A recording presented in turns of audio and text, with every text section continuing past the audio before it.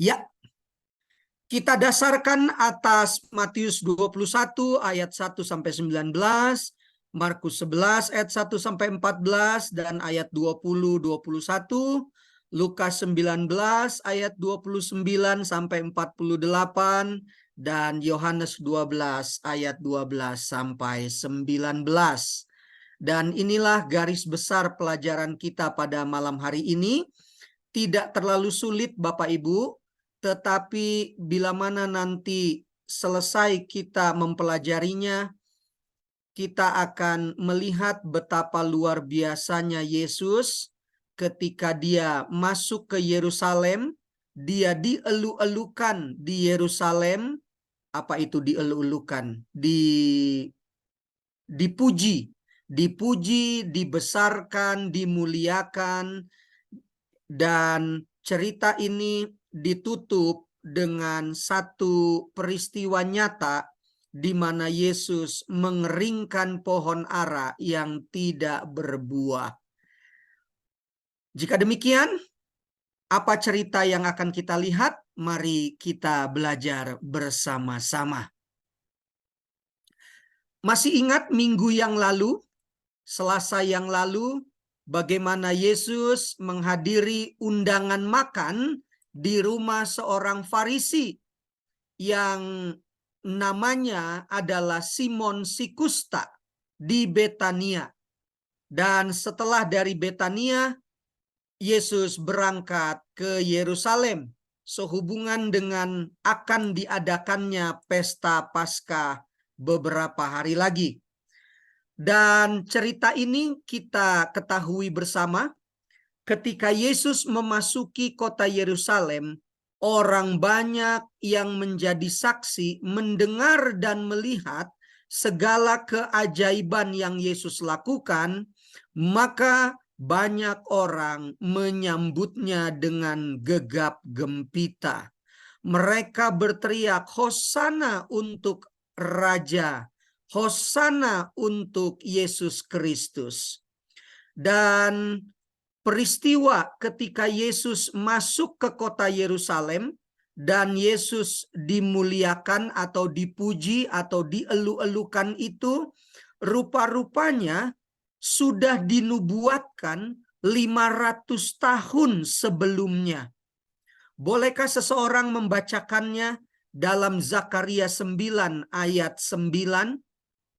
Zakaria 9 ayat 9.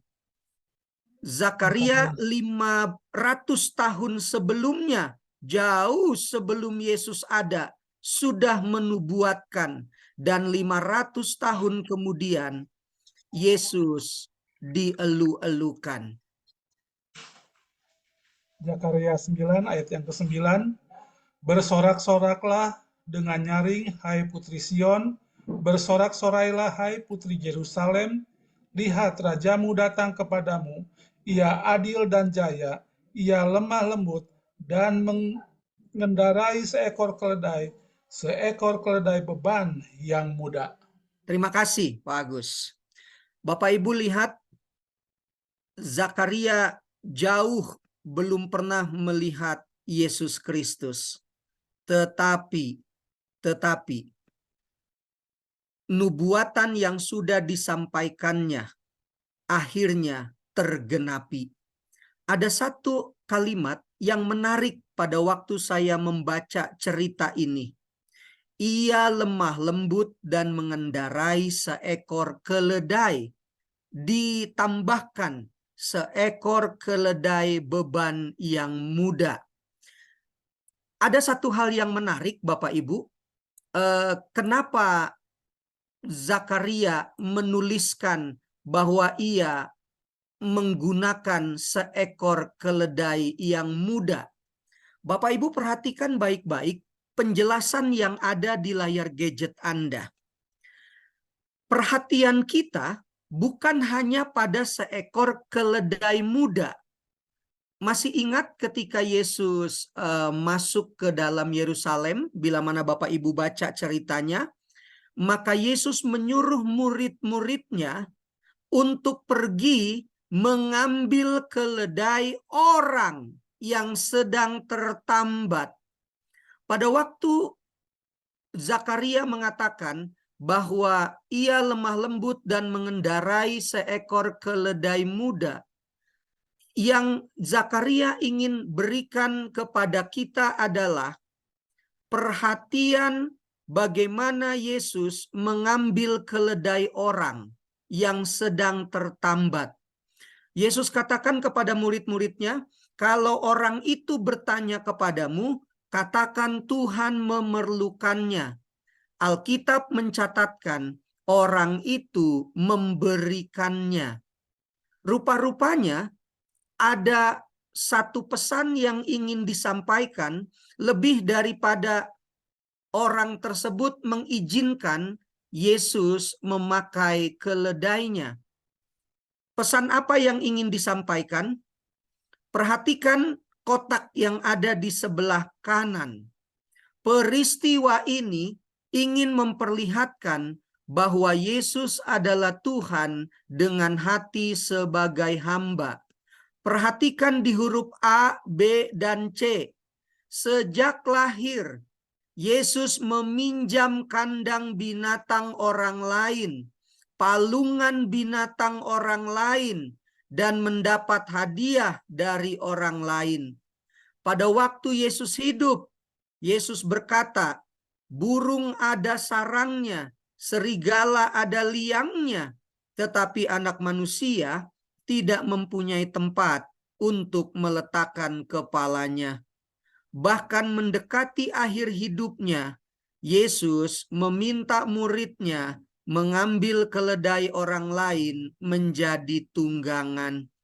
Bapak Ibu, Yesus adalah Tuhan di atas segala Tuhan, Raja di atas segala raja. Tetapi kehidupannya sebagai hamba datang untuk melayani, memperlihatkan betapa Yesus memiliki kerendahan hati. Hanya untuk masuk ke Yerusalem saja, dia harus menunggangi keledai orang lain. Tetapi inilah pelajaran yang harus kita ambil. Kenapa? Bukankah hidup kita di atas dunia sama seperti Yesus? Kita hanya menumpang sementara waktu di atas dunia ini. Segala yang kita miliki hanya titipan, bahkan sampai kepada nyawa kita, kapanpun Tuhan bisa ambil. Ini memperlihatkan roh kerendahan hati, hati sebagai hamba, mulai dari lahir sampai kepada kebangkitannya. Ada satu pertanyaan yang menarik. Mengapa Yesus menggunakan keledai dan mengapa tidak menggunakan kuda? Setelah saya mencari tahu, ini hanya tambahan informasi saja. Keledai bahasa Latinnya adalah Equus asinus, sementara kuda Equus caballus. Walaupun keledai dan kuda satu rumpun tetapi beda jenis. Tapi lihat baik-baik penjelasan dari nomor 1 sampai nomor 4. Ada sedikit perbedaan yang cukup mencolok. Yang pertama, keledai adalah binatang pekerja berat. Sementara kuda binatang yang disayang-sayang, sekalipun kuda juga adalah binatang pekerja berat, tapi fokusnya berbeda. Kedua, keledai bukan binatang pemalas. Kuda juga bukan binatang pemalas, tetapi dari cara kerja, keledai selalu mampu menahan beban berat, sama seperti kuda. Tetapi perhatikan baik-baik di nomor 4. Keledai tidak pernah memilih-milih pekerjaan, tetapi kuda selalu digunakan oleh si empunya atau si pemilik untuk memilih-milih pekerjaan. Tentu ini menjadi informasi yang menarik untuk kita, bahwa latar belakang inilah yang membuat Yesus menggunakan keledai untuk memasuki Yerusalem. Berdasarkan Bilangan 19 ayat 2 dikatakan kepada orang Israel supaya mereka membawa kepadamu seekor lembu betina merah yang tidak bercela, yang tidak ada cacatnya, dan yang belum pernah kena kuk. Jadi keledai muda itu belum dipakai untuk mengangkat beban. Ini menjadi sebuah ilustrasi bahwa sebentar lagi Yesus akan menanggung beban dunia ini. Jadi dengan menggunakan keledai beban yang muda, Tuhan Yesus mau menyatakan dirinya di depan khalayak ramai bahwa kedatangannya semata-mata untuk menciptakan damai sejahtera. Yesus ditentukan oleh Tuhan untuk mewujudkan keadilan dan kasih-Nya yang lemah lembut, bukan kuasa yang menindas dan merebut hak milik orang lain sebagaimana yang dilakukan oleh penguasa dan pemerintah dunia. Itulah sebabnya sehubungan dengan kata kuasa yang menindas dan merebut hak milik orang lain, Bapak Ibu perhatikan, pernahkah Bapak Ibu mendapatkan satu catatan bahwa keledai dipakai dalam peperangan? Tidak. Justru kuda yang dipakai dalam peperangan. Keledai muda yang tidak ada cacatnya dan belum pernah kena kuk. Demikianlah Yesus diumpamakan dan sebentar lagi Dia akan menanggung dosa isi seluruh dunia. Pada waktu Yesus masuk ke Yerusalem dan Yesus dielu-elukan, kita melihat dari catatan di Alkitab ada dua respon yang berbeda. Yang pertama adalah respon orang Yahudi secara keseluruhan dan motif daripada Yesus sendiri. Motif daripada orang-orang Yahudi, saya mencatat ada 3. Yang pertama, orang Yahudi sangat berharap bahwa inilah raja yang akan datang untuk mengalahkan orang Romawi. Yang kedua, orang Yahudi sangat mengharapkan dengan Yesus menjadi raja secara jasmani, maka itu akan memperbaiki kehidupan mereka. Karena selama ini mereka hidup dijajah, susah dan menderita. Dan yang ketiga, orang Yahudi memiliki motif luar biasa memiliki raja seperti Yesus.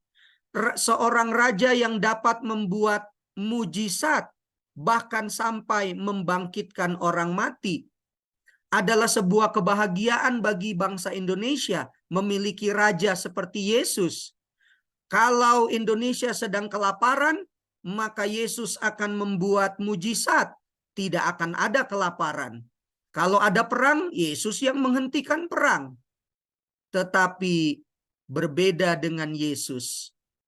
Motif Yesus hanya mempunyai satu tujuan. Menyatakan dirinya yang sebenarnya, yaitu Raja segala raja, dalam konteks akan menyelamatkan manusia dengan mati di kayu salib. Bukankah ini dua hal yang jauh berbeda? Tetapi orang-orang Yahudi tidak pernah menyadari itu. Yesus layak menerima segala puji dan hormat dari semua manusia.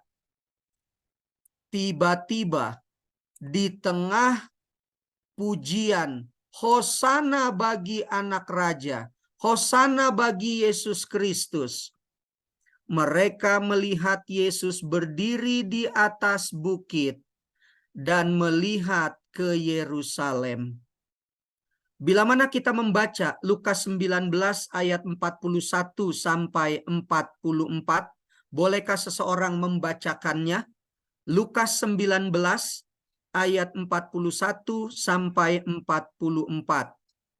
Apa yang Yesus tangisi ketika ia melihat Yerusalem? Dan ketika Yesus telah dekat, dan melihat kota itu, ia menangisinya. Katanya, "Wahai, betapa baiknya jika pada hari ini juga engkau mengerti apa yang perlu untuk damai sejahteramu. Tetapi sekarang hal itu tersembunyi bagi matamu. Sebab akan datang harinya bahwa musuhmu akan mengelilingi engkau dengan kubu, lalu mengepung engkau dan menghimpit engkau dari segala jurusan, dan mereka akan membinasakan engkau beserta dengan pendudukmu, dan pada tembokmu mereka tidak akan membiarkan satu batu pun tinggal terletak di atas batu yang lain, karena engkau tidak mengetahui saat bila mana Allah melawat engkau." Kalau tadi di awal, terima kasih Pak Agus. Kalau tadi di awal kita melihat Zakaria 500 tahun sebelumnya menubuatkan tentang masuknya Yesus ke Yerusalem dan dielu-elukan. Sekarang ketika Yesus sudah memenuhi nubuatan itu, dia masuk ke Yerusalem. Sekarang Yesus yang menubuatkan Yerusalem. Yesus katakan, sangat disayangi Yerusalem, kota damai itu tidak memiliki kedamaian, tidak memiliki damai sejahtera. Kenapa? Yerusalem bukan saja sekedar ibu kota Israel, namun kiblat rohani seluruh umat Israel. Jangan lupa, orang Yahudi sangat bangga dengan bait Allah yang ada di kota Yerusalem. Tapi sehubungan dengan bait, sayang sekali, orang Israel tidak mengerti tentang Tuhannya. Yang mereka banggakan adalah bangunannya. Itulah sebabnya Yesus berkata, akan datang harinya bahwa musuhmu akan mengelilingi engkau, mengepung engkau, menghimpit engkau, dan Yesus katakan, hai Yerusalem, tidak ada satu batu pun yang terletak di atas batu yang lain. Yesus ucapkan itu beberapa puluh tahun sebelum peristiwa pengepungan kepada kota Yerusalem terjadi. Dan pada tahun 70 Masehi, nubuatan Yesus betul-betul tergenapi. Yerusalem menerima kegenapan perkataan Yesus. Yerusalem dihancurkan. Kenapa? Yesaya 1 ayat 3 mencatatkan, lembu mengenal pemiliknya, tetapi Israel tidak. Keledai mengenal palungan yang disediakan Tuhannya, tetapi umatku Israel tidak memahaminya. Inilah yang Yesus katakan, sayang beribu sayang, namamu Yerusalem, kota damai, tetapi isinya hanyalah keonaran. Bila mana kita membaca Yesaya 5 ayat 1 sampai yang kelima, maka Yesaya mengumpamakan Yerusalem seperti pokok anggur pilihan, di mana di tengah-tengahnya ada menara jaga. Di sana digali lubang tempat memeras anggur. Dinantinya supaya kebun itu menghasilkan buah anggur yang baik. Tapi sayang, yang dihasilkan adalah buah anggur yang asam. Ayat 3 mengatakan, maka sekarang hai penduduk Yerusalem dan orang Yehuda, adililah antara aku adalah Tuhan, dan kebun anggurku itu. Apakah lagi yang harus diperbuat untuk kebun anggurku itu yang belum kuperbuat kepadanya? Aku menanti supaya dihasilkannya buah anggur yang baik. Mengapa yang dihasilkannya buah anggur yang asam? Sekarang Yesaya mengatakan, mencatatkan, Tuhan berkata, aku mau memberitahukan kepadamu apa yang hendak kulakukan kepada kebun anggurku itu. Apa yang Tuhan mau lakukan? Aku akan menebang pagar durinya sehingga kebun itu dimakan habis dan melanda temboknya sehingga kebun itu diinjak-injak. Nubuatan Yesaya betul-betul tergenapi pada tahun 70 Masehi. Matius 23 ayat 33 sampai 39, bolehkah dibacakan? Matius 23 ayat 33 sampai 39. Yesus mengulangi kembali apa yang sudah disampaikan oleh Yesaya. Matius 23 ayat yang ke-33 sampai 39. Hai kamu ular-ular, hai kamu keturunan ular beludak, bagaimanakah mungkin kamu dapat meluputkan diri dari hukuman neraka? Sebab itu, lihatlah aku mengutus kepadamu nabi-nabi, orang-orang bijaksana dan ahli-ahli Taurat. Separuh di antara mereka akan kamu bunuh dan kamu salibkan. Yang lain akan kamu sesah di rumah-rumah ibadatmu, dan kamu aniaya dari kota ke kota, supaya kamu menanggung akibat penumpahan darah orang yang tidak bersalah, mulai dari Habel, orang benar itu, sampai kepada Zakaria anak Berekhia, yang kamu bunuh di antara tempat kudus dan mezbah. Aku berkata kepadamu, sesungguhnya semuanya ini akan ditanggung angkatan ini. Yerusalem, Yerusalem, engkau yang membunuh nabi-nabi dan melempari dengan batu orang-orang yang diutus kepadamu. Berkali-kali aku rindu mengumpulkan anak-anakmu, sama seperti induk ayam mengumpulkan anak-anaknya di bawah sayapnya, tetapi kamu tidak mau. Lihatlah rumahmu ini akan ditinggalkan dan menjadi sunyi. Dan aku berkata kepadamu, mulai sekarang kamu tidak akan melihat aku lagi, hingga kamu berkata, diberkatilah dia yang datang dalam nama Tuhan. Makasih, Pak. Apa yang terjadi dengan Yerusalem? Yesaya mengatakan buah anggur yang asam. Matius mencatatkan, Yesus menyebutkan, hai kamu ular-ular beludak. Begitulah keadaan orang-orang di Yerusalem.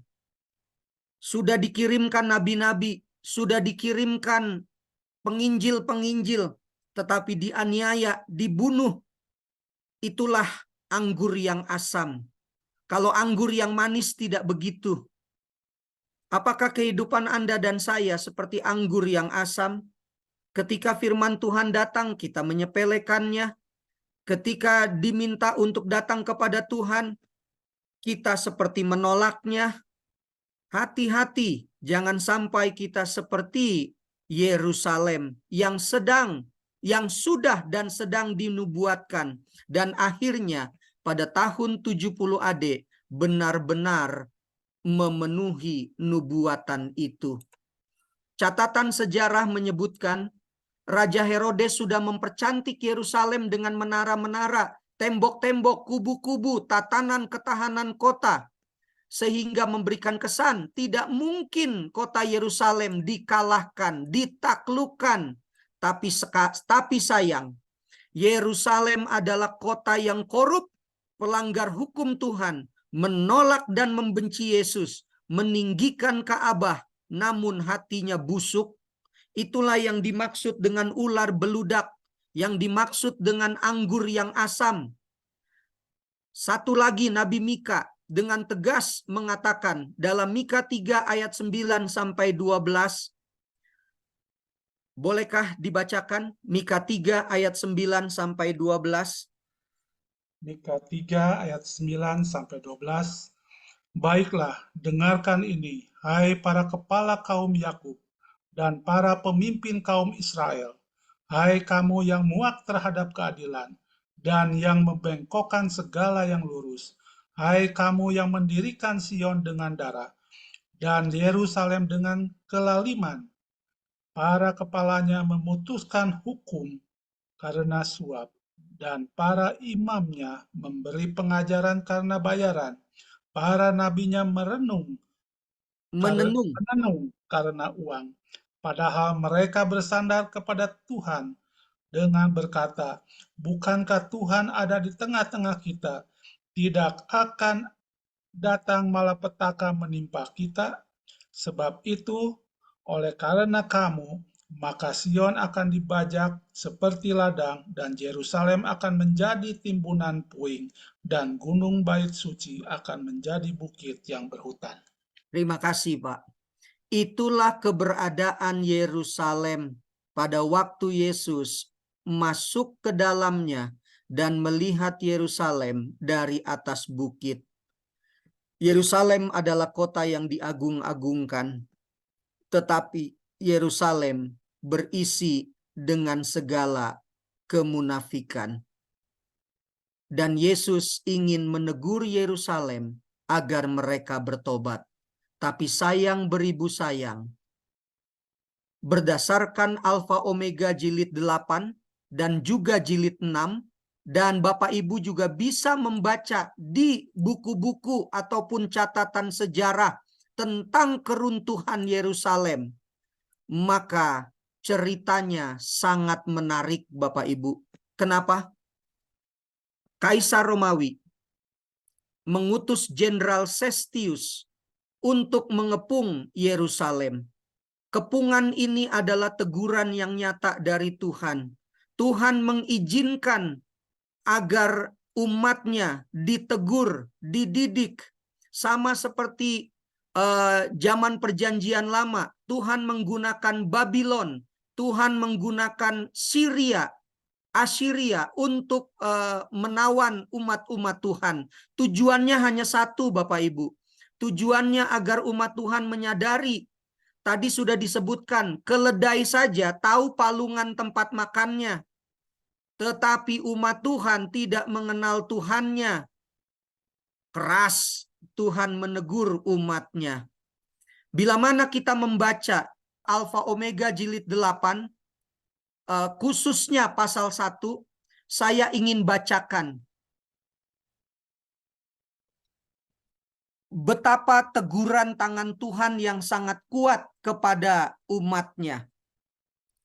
Saya mau bacakan, bencana yang mengerikan menimpa kota Yerusalem pada waktu pengepungan diulangi oleh Titus. Jadi Bapak Ibu, pada waktu Jenderal Sestius mengepung kota Yerusalem, dan sudah beberapa hari lamanya kota itu dikepung, entah bagaimana ceritanya, Kaisar memanggil Sestius sebagai jenderal dan pasukannya untuk pulang, untuk kembali ke base camp. Itulah sebabnya Yesus berkata, "Berawas-awaslah kalau engkau melihat kota ini sudah terkepung. Bila mana kota ini sudah terkepung dan bila mana orang-orang itu lari keluar, maka keluarlah kamu daripadanya. Itulah keselamatanmu." Pada waktu Jenderal Sestius menarik pasukannya berdasarkan perintah Kaisar, orang-orang Yahudi dari dalam kota mengejar pasukan Jenderal Sestius. Oleh karena mereka sedang berperang jauh di luar kota Yerusalem, itulah kesempatan untuk orang-orang Kristen menyelamatkan diri. Dan orang-orang Kristen yang mendengar perkataan Yesus jauh sebelumnya, mereka selamat. Pekabaran ini menjadi penting untuk kita. Tanda-tanda akhir zaman Yesus berikan kepada Anda dan saya. Baca saja salah satunya di Matius pasal 24. Akan tiba waktunya keselamatan datang. Dan bila mana kita sudah melihat tanda-tanda itu, keluarlah kita dari reruntuhan itu, maka kita akan diselamatkan. Tetapi bagaimana dengan penduduk Yerusalem secara mayoritas? Mereka berperang melawan Sestius dan merampas apa yang mereka bisa ambil dan bawa pulang ke Yerusalem. Beberapa waktu kemudian, Kaisar mengutus Jenderal Titus untuk mengepung Yerusalem. Kota itu dikepung musuh pada hari raya Paskah, di mana semua orang sedang berkumpul di dalam, Bapak Ibu, dari segala penjuru bumi. Catatan sejarah menyebutkan berjuta-juta orang Yahudi berkumpul di kota Yerusalem. Gudang-gudang penyimpanan bahan makanan mereka yang jika diisi dengan cermat akan dapat memasok bahan makanan bagi penduduk untuk bertahun-tahun lamanya. Tetapi sebelumnya telah dirusakkan oleh karena iri hati dan dendam kelompok-kelompok yang menentang. Pada waktu Jenderal Titus mengepung, kepungan itu betul-betul sangat rapat. Sehingga gudang makanan yang harusnya untuk bertahun-tahun lamanya sekarang semakin menipis. Kenapa? Karena orang-orang Yahudi hanya berada di kota Yerusalem saja. Mereka menggunakan makanan yang ada. Mereka tidak dapat keluar. Keluar berarti mati berhadapan dengan tentara Titus. Sesukat gandum telah dijual dengan harga 1 talenta, artinya sangat mahal. Begitu ganasnya kelaparan itu, sehingga manusia menggerogoti ikat pinggang kulit, sandal kulit, dan penutup perisainya yang terbuat dari kulit. Banyak orang menyelinap keluar pada malam hari, mengumpulkan tanaman liar yang tumbuh di luar tembok kota. Meskipun banyak yang tertangkap dan disiksa dengan kejamnya, mereka yang kembali dengan selamat sering dirampok apapun yang telah mereka kumpulkan dengan penuh bahaya.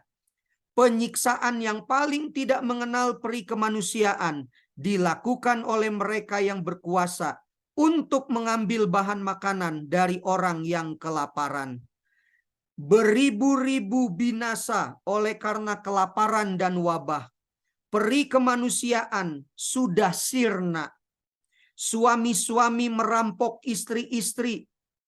Dan sebaliknya, begitu juga dengan anak-anak, terlihat menjambret makanan dari mulut orang tua mereka yang sudah lanjut usia.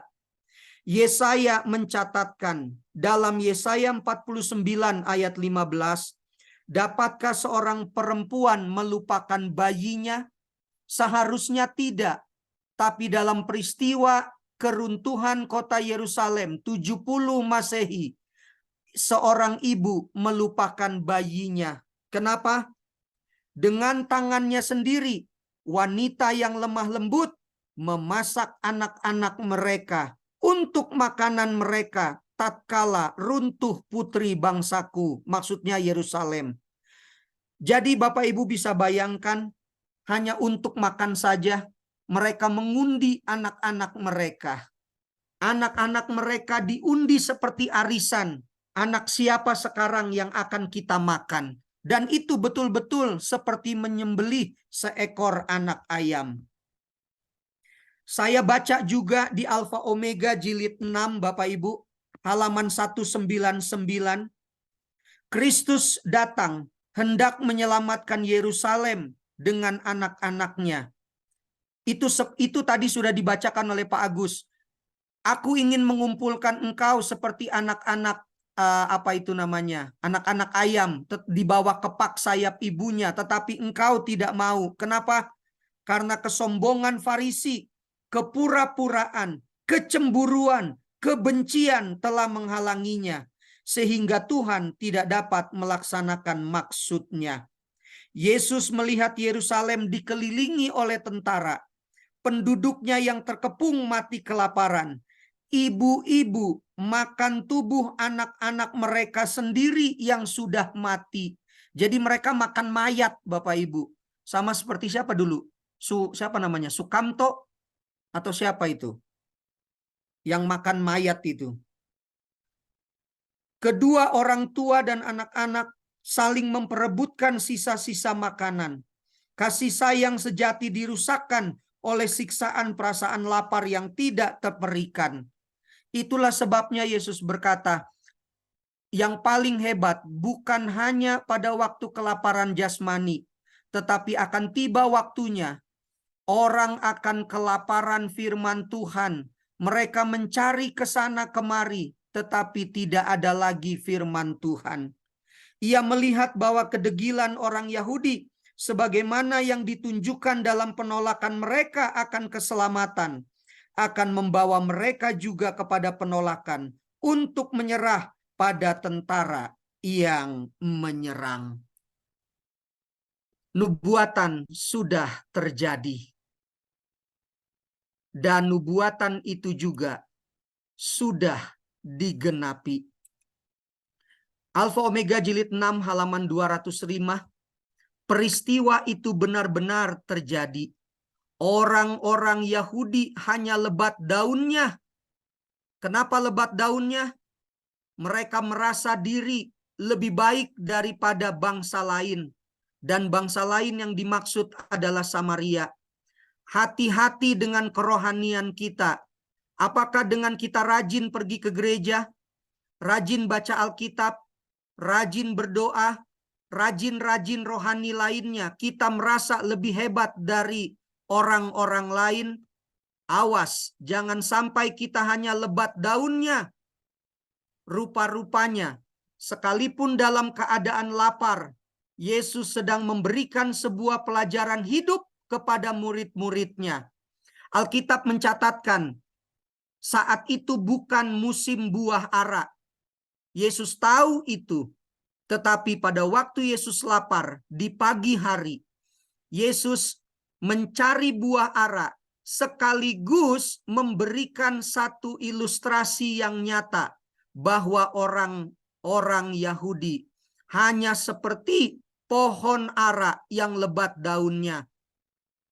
Kehidupan mereka hanya diisi dengan kegiatan-kegiatan jasmaniah yang rohaninya kosong. Pohon ara yang tidak berbuah itu menjadi ilustrasi yang hidup untuk orang-orang Yahudi. Juru selamat ingin menjelaskan kepada murid-muridnya sebab musabab dan kepastian nasib orang Israel. Banyak cabang-cabangnya, artinya penuh dengan kepura-puraan, bangga dengan ilmu mereka. Ilmu apa? Ilmu kenabian mereka. Senang dengan bait suci yang megah, mezbah yang suci, imam-imam yang kelihatan suci dengan baju yang panjang-panjang. Bangga dengan upacara-upacara yang tidak pernah sepi dari umat. Tapi perhatikan baik-baik. Mereka semua bertujuan untuk memperkaya diri dengan cara memeras orang lain. Inilah yang disebut dengan lebat daunnya, banyak cabang-cabangnya, tetapi ketika Yesus membutuhkan buahnya, tidak ada. Kalaupun ada buahnya, asam. Halaman 206 mengatakan, bangsa Israel tidak berbuah. Artinya, tidak memiliki roh pengorbanan, tidak berbelas kasihan, tidak suka menyelamatkan tapi mempersalahkan, tidak melayani orang lain. Perbaktian hanya rutinitas dan bukan pertobatan. Yang keenam, perkataan berbeda dengan perbuatan. Dan yang ketujuh, hanya menyelamatkan diri sendiri, yang harusnya ketika sudah merasakan keselamatan itu, bagikan kepada orang lain, bawa orang lain kepada Kristus yang adalah juru selamat. Apakah kehidupan Anda dan saya di akhir zaman ini mengulangi sejarah orang-orang Yahudi di mana bangsanya akhirnya, negaranya akhirnya dihancurkan oleh Tuhan? Apakah kita hanya lebat daunnya? Hanya rajin pergi ke gereja? Hanya rajin baca Alkitab? Hanya rajin berdoa? Begitu juga dengan cabang-cabangnya. Kita bangga dengan segala hari-hari raya kita. Tetapi Tuhan tahu isi hati kita. Sebagai penutup, Yeremia 8 ayat 13 mengatakan, Aku mau memungut hasil mereka. Demikianlah firman Tuhan, tetapi tidak ada buah anggur pada pokok anggur. Tidak ada buah ara pada pohon ara. Dan daun-daunan sudah layu. Sebab itu, aku akan menetapkan bagi mereka orang-orang yang akan melindas mereka. Tuhan memakai siapa saja sesuai dengan kehendaknya. Orang-orang yang kita sebut kafir pun Tuhan pakai untuk menegur umat-umat Tuhan. Jika demikian, yang mana yang dimaksud dengan buah? Testimonies, ada satu buku namanya Testimonies for the Church, jilid 6 halaman 276 mengatakan begini. Kristus menuntut kita supaya kita mengeluarkan buah-buah. Apa itu buah-buah? Perbuatan yang baik, kata-kata lemah lembut, perbuatan kebajikan, penghormatan yang lembut kepada yang miskin, perhatian dan bahkan pertolongan kepada mereka yang berkekurangan dan yang sengsara. Inilah buah-buah yang Tuhan inginkan dari kehidupan kita. Dan apa yang dicatatkan dalam buku testimoni semuanya adalah buah-buah yang manis, bukan buah-buah yang asam, apalagi tidak ada buahnya. Satu buku yang berjudul, kalau di Indonesiakan, Khotbah di Atas Bukit, halaman 40 mengatakan, banyak orang merasakan hidup ini pergumulan yang menyakitkan. Mereka berkekurangan, tidak senang dan tidak percaya. Mereka membutuhkan kata-kata yang mendorong. Kata-kata yang manis artinya kata-kata yang menyemangati. Pandangan yang penuh simpati, pernyataan penghargaan, semua menjadi segelas air dingin bagi jiwa yang lelah. Slide yang terakhir setelah itu selesai. Ada satu majalah namanya The Signs of the Times. Ini 24 Februari 1890. Bolehkah seseorang membacakannya?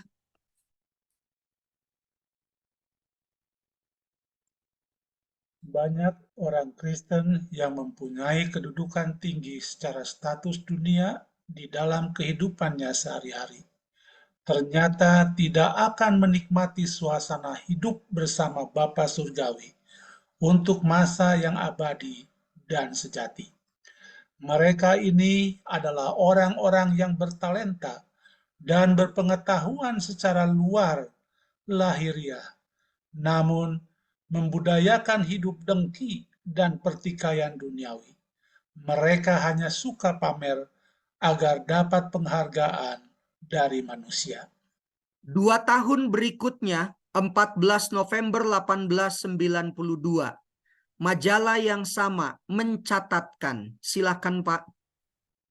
Kepada mereka yang walaupun melakukan pelayanan yang tergolong kecil namun diliputi belas kasihan dan manis budi serta penuh simpati surgawi, bahkan hidupnya dipenuhi dengan perjuangan dan pertentangan serta tidak pernah melakukan pekerjaan yang tujuannya untuk mendapat pujian manusia.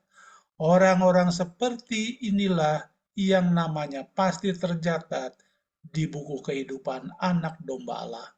Walaupun dunia menganggap mereka itu orang yang tidak penting, justru merekalah yang berkenan kepada Bapa Surgawi di hadapan alam semesta. Terima kasih. Catatan yang sangat menarik. Sekecil apapun buah yang bisa kita hasilkan, tetapi diliputi dengan belas kasihan dan penuh simpati sorgawi kepada sesama kita, dan menerima Yesus sebagai juru selamat pribadi, akan melayakkan kita berada di dan tercatat di dalam buku kehidupan anak domba Allah. Melihat pelajaran pada malam hari ini menjadi pengalaman yang sangat menarik, Itu terjadi kira-kira 2000 tahun yang lalu, setelah zaman kita sekarang. Apakah kita akan mengulangi sejarah orang-orang Yahudi yang kotanya Yerusalem dihancurkan? Bumi ini akan pasti dihancurkan ketika datangnya Yesus kedua kali. Yesus tidak menggunakan tangan orang lain, bangsa lain, tetapi kuasanya sendiri. Adakah kita akan diselamatkan? Dan keselamatan itu akan menjadi bagian kita yang mengeluarkan buah-buah yang manis yang Yesus harapkan, dan bukan lebat daun dan carang-carangnya. Tuhan memberkati.